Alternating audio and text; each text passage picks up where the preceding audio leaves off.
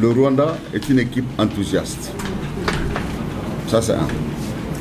Et c'est une équipe ambitieuse. Ça, c'est deux.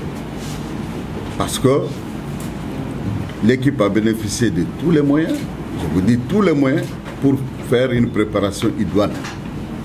Parce que depuis fort longtemps, ils sont en regroupement. Ils sont passés par l'Afrique centrale pour faire des matchs. Donc tous les parcours, nous les avons, nous les suivons, nous les analysons. Donc c'est une équipe à prendre au sérieux. Le deuxième élément, c'est l'Ouganda.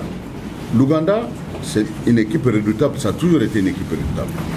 Alors donc, c'est des pays anglophones, comme l'Ouganda, et vous savez, le match anglophone, ce n'est pas un match gagné d'avance. Donc il faut qu'on se dise qu'on a affaire à des adversaires sérieux et qu'il faut les prendre au sérieux, se préparer en conséquence, sur tous les plans, je dis bien, mentalement, physiquement, techniquement, tactiquement, et pour pouvoir aborder ces deux matchs-là. J'ai souhaité être à la fédération aujourd'hui, j'ai pris mon billet, enfin je suis arrivé à 15h à l'aéroport de Bamako-Sénou, je ne suis même pas encore rentré chez moi, j'ai juste changé mon t-shirt et je suis à votre disposition pour toutes les questions concernant Yves Bissouma bien entendu, mais aussi les autres joueurs du groupe, les blessés notamment, comment on fonctionne pour envoyer les billets d'avion. Je pense que c'est une bonne chose, moi je pense. L'intervention de Yves est une très bonne chose, c'est un garçon qu'on aime beaucoup. On a commencé on va dire, la prise de fonction du coach avec un groupe et Yves en fait partie intégrante. On sait ce qu'il peut apporter à cette équipe, tant sur le plan technique, dans l'impact physique, dans la récupération du ballon, dans la projection vers l'avant. On sait aussi ce qu'il a pu apporter au groupe sur le plan humain. Yves est un gentil garçon, bien élevé.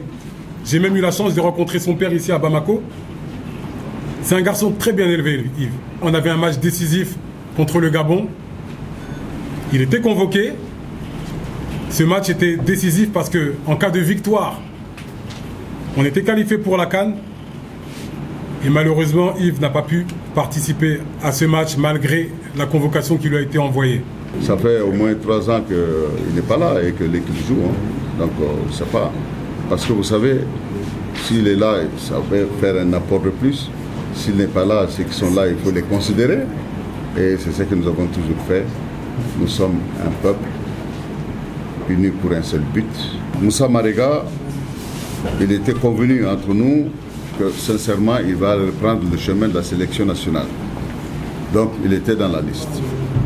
Jusqu'au dernier moment, je ne sais pas, il y a un retournement de situation et il dit qu'il ne pourra pas participer. Donc, sincèrement, c'est pourquoi vous ne voyez pas son nom maintenant. Je peux dire que j'ai des rapports assez proches et privilégiés avec Moussa Marega. On communique assez souvent.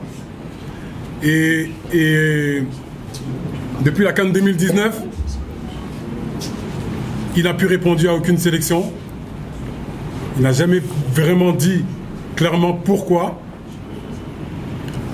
Mais j'ai compris qu'il voulait se consacrer totalement à son club et à sa famille aussi. Il a fini son contrat avec Porto.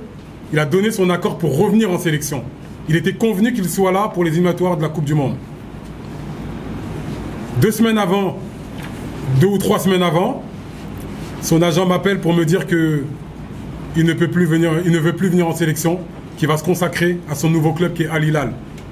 Il a des matchs à jouer de Ligue des Champions asiatiques en septembre, donc il ne souhaite plus venir en sélection pour le moment. Nous souhaitons qu'il s'exprime clairement, c'est ce que j'ai proposé à son agent, qu'il s'exprime clairement sur ses intentions, pour qu'on évite justement la question, pour que cette question évite de ressortir à chaque conférence de presse. Qu'il nous dise clairement s'il veut continuer en sélection ou s'il veut mettre un terme à sa carrière internationale. Comme ça, tout le monde sera, je pense, édifié. Merci. Devant l'impossible, nul n'est tenu. Et l'une des premières conséquences, imaginez le match qui est programmé le 3 est ramené au 1er. C'est déjà une très grosse conséquence. Parce qu'en termes de récupération, qu'est-ce qu'on va faire en termes de récupération? Nous avons une ossature 100% professionnelle, comme tout le monde d'ailleurs. Sauf quelques pays en Afrique qui ont bâti leur équipe sur une ossature locale, dont le Rwanda, etc., qui ont tout l'avantage aujourd'hui de se préparer, qui ont tout le temps de se préparer, sérieusement.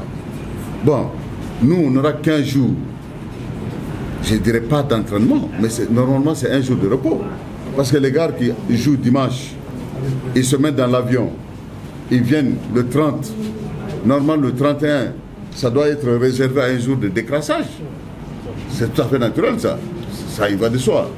Et malheureusement nous, ça doit être un jour de préparation de match. Vous comprenez déjà que devant l'impossible, nul n'est tenu. Et que ça, c'est un facteur qui n'est pas à l'avantage de notre équipe nationale. Mais cela ne veut pas dire que nous allons tête baissée contre vents et marées, contre tous les obstacles. Nous allons foncer. Nous allons foncer et nous allons tout faire, s'il plaît à Dieu, pour que nos objectifs soient atteints. Jusque-là, nous n'avons reçu aucun forfait de la part d'un joueur. Parmi les 28 là, jusque là où je vous parle, ça peut arriver demain, on ne le souhaite pas, mais pour le moment, tout le monde est prêt à venir. Nous avons choisi le Maroc, bénéficiant de belles installations, surtout à Agadir, le terrain d'Agadir est formidable. Donc voilà ce qui justifie le Maroc. S'il n'y avait pas de Covid, soyez-en sûrs qu'on allait tout près de nous, dans un des pays où tout le public, tout le Mali pouvait se déplacer. Guinée, ce serait même mieux, où on pouvait tous se regrouper là-bas pour soutenir les aigles de vive voix. Une équipe, lorsqu'il n'y a pas l'amour, lorsqu'il n'y a pas l'union, lorsqu'il n'y a pas l'esprit et que tout le monde partage, il serait très difficile, même si vous avez les meilleurs talents du monde, qu'une équipe de ce genre puisse progresser.